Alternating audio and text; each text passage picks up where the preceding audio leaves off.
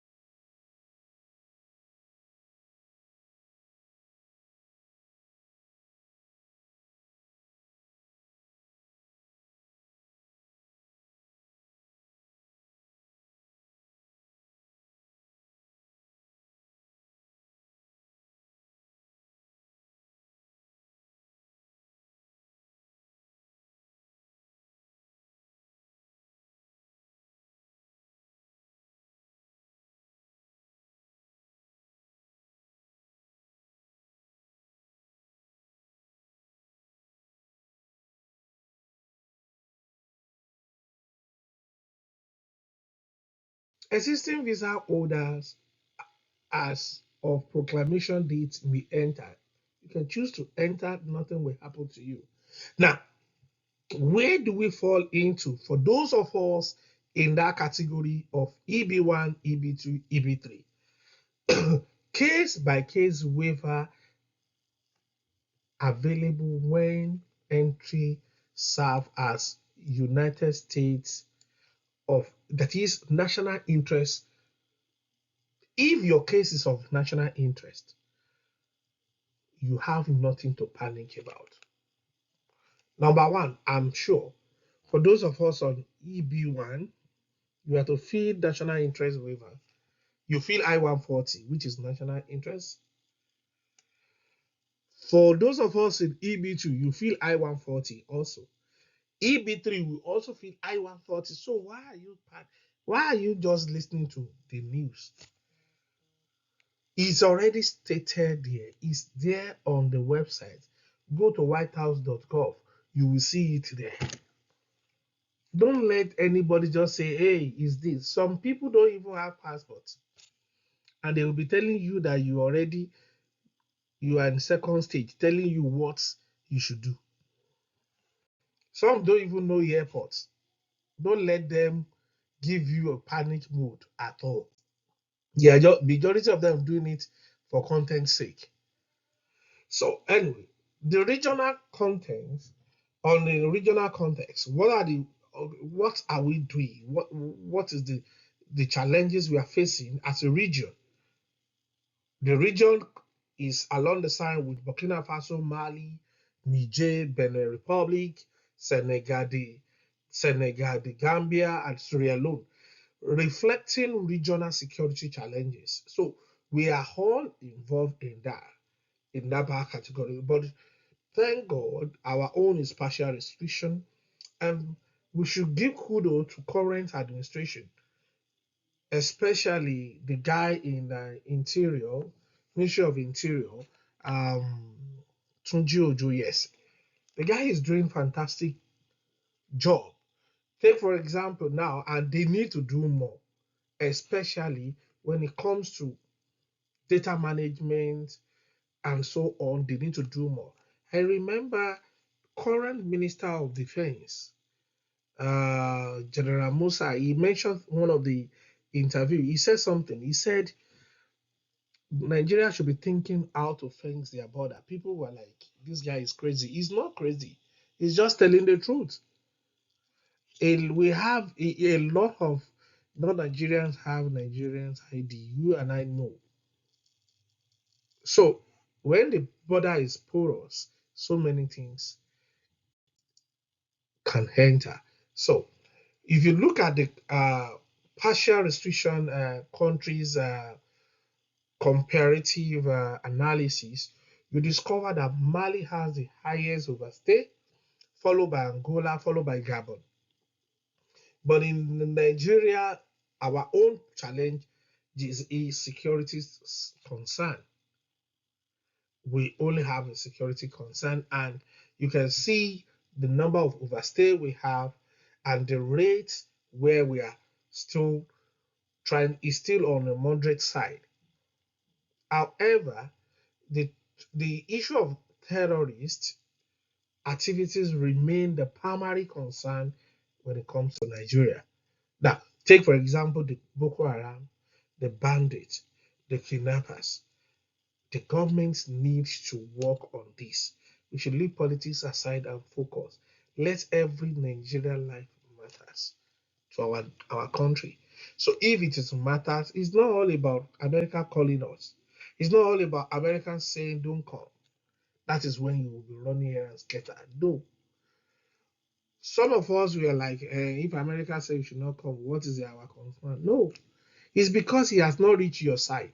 For those that are victims, if you ask them, ask people in Jos, ask people in Benue, ask people in different states in Nigeria, they will tell you what they are facing.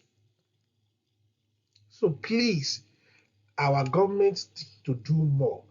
The Boko Haram factor, Operation Freedom, operational freedom of a terrorist group is absurd.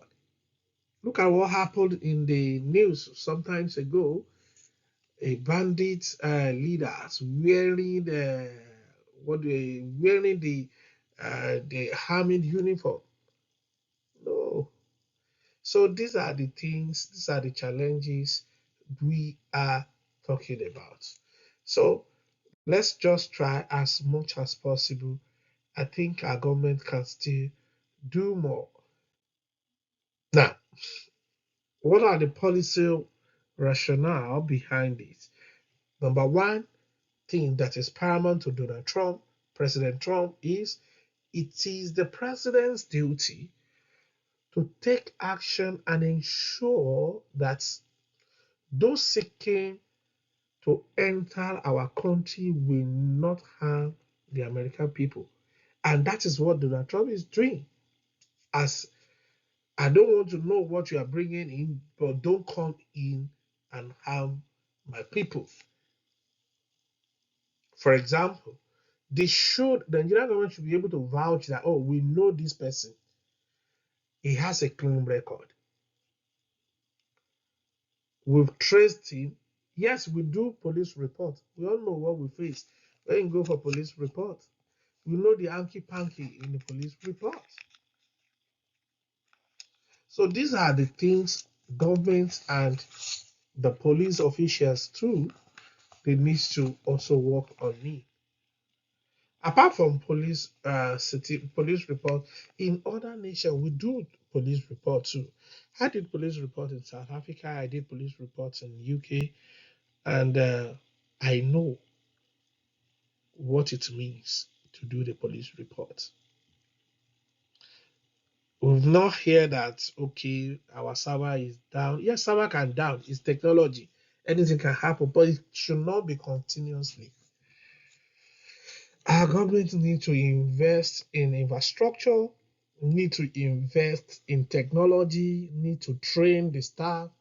And I always tell you, any process that is when you begin to see one office, two office, three office involved, there is a corruption involved. Oh, you must pass through my table. No, there is a corruption. I should be able to submit my documents and verify, do my fingerprint, and do what? After that, I don't need anybody to help. Do my fingerprinting and submit and go. Trace it in the use capture it. Do whatever you want to do. Now we have different prices for police reports in Nigeria, which IG needs to also look into.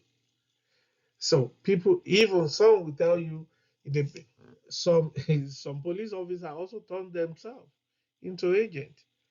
They will tell you, okay, which country are you going? The country you are going, you have to pay so amount. Some will say, okay, but there is a way you can pay. You can pay online. Yes, if you pay online and nobody call you for fingerprinting, what will you do? And you have to travel. So all these, the US government, they have people on ground that are monitoring everything we are doing. Insufficient information prevents entry of foreign national about whom the US lacks sufficient information to assess the risk. Now, take for example, some of us, how many of us can vouch? Because when your document is not complete, they mention to you in that document that for fraud and unreliable documents. Now, apart from birth attestation that the populations MPC is now issuing for those people that are born proud before they created them, people are facing a lot now. How many local governments? We need to digitalize this. I know they are working on it. All these need to be digitalized. Even Yag baby from church. Let's say you even give birth at home. it must be registered. Government must mandate it.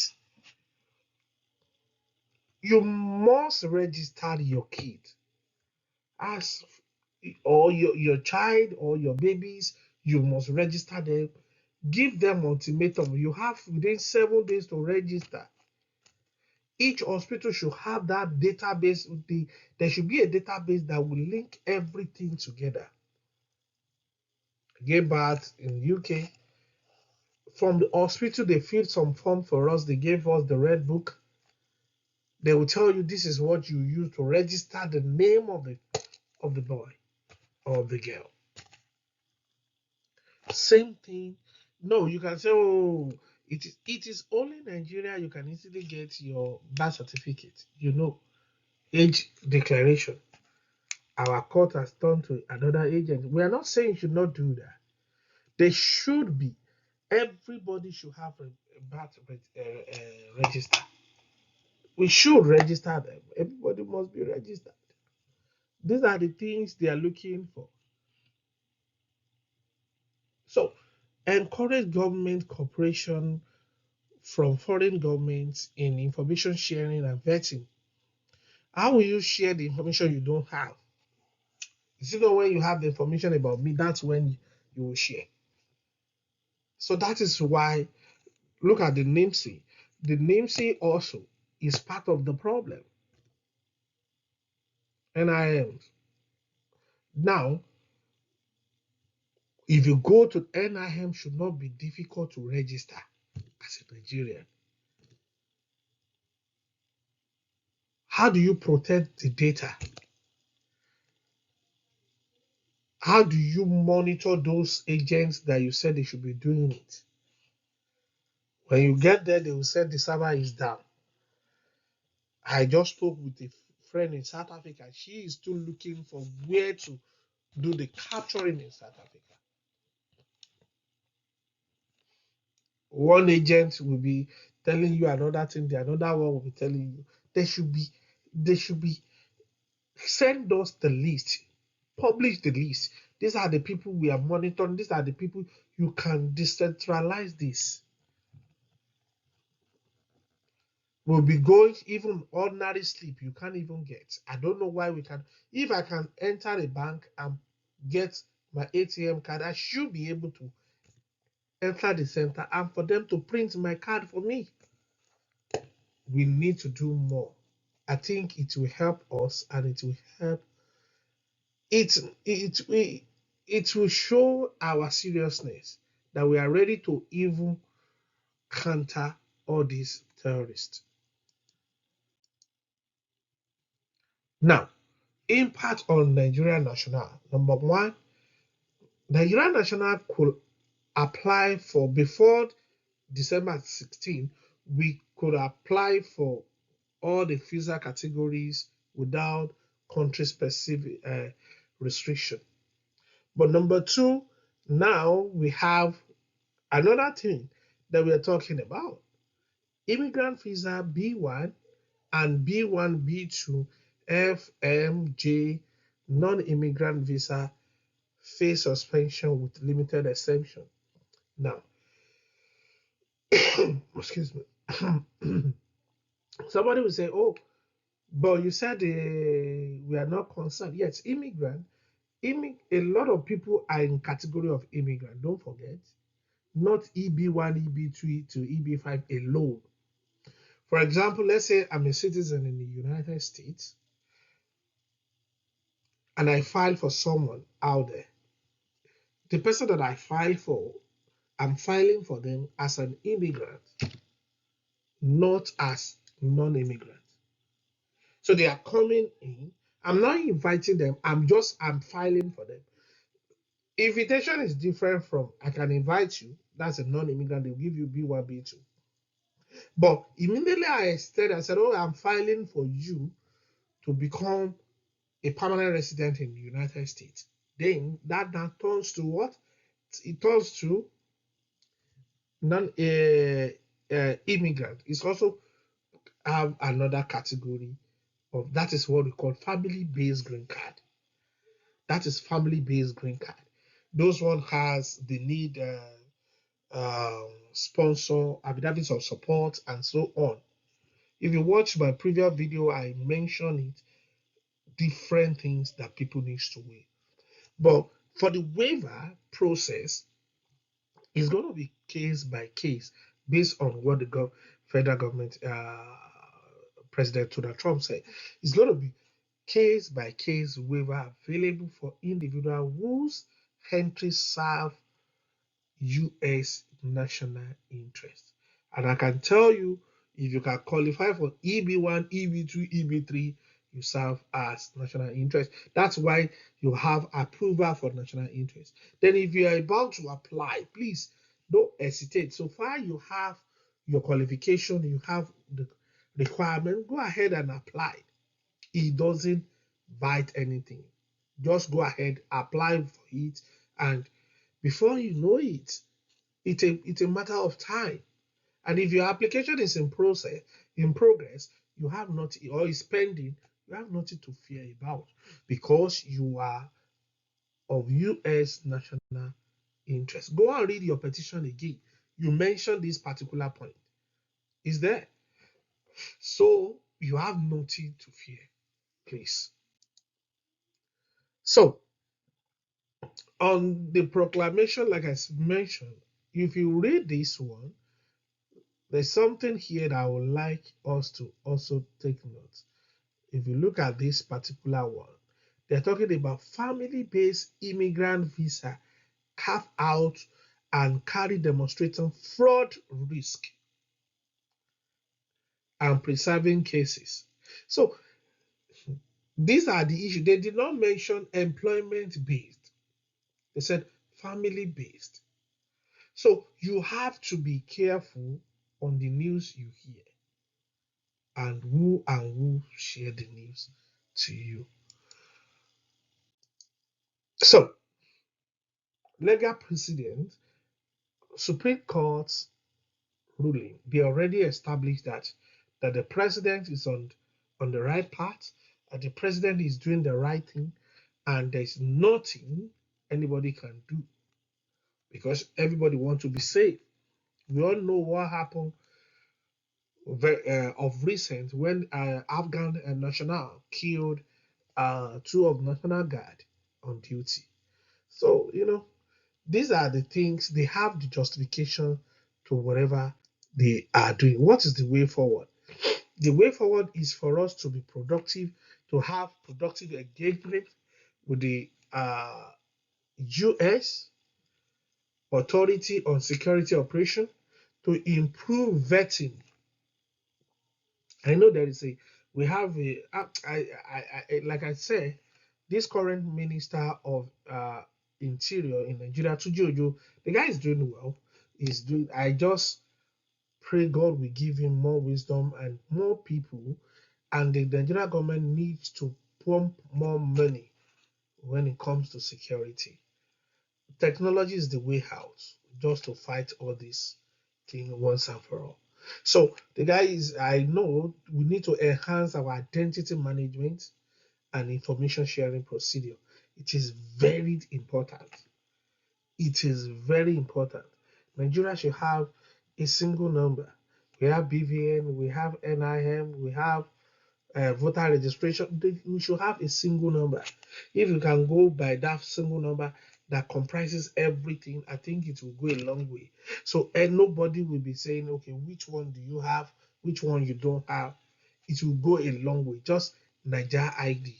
Just call it Niger ID. From there, it's okay. We have South African ID, we have Ghana ID, we have all these countries, they have their own identity.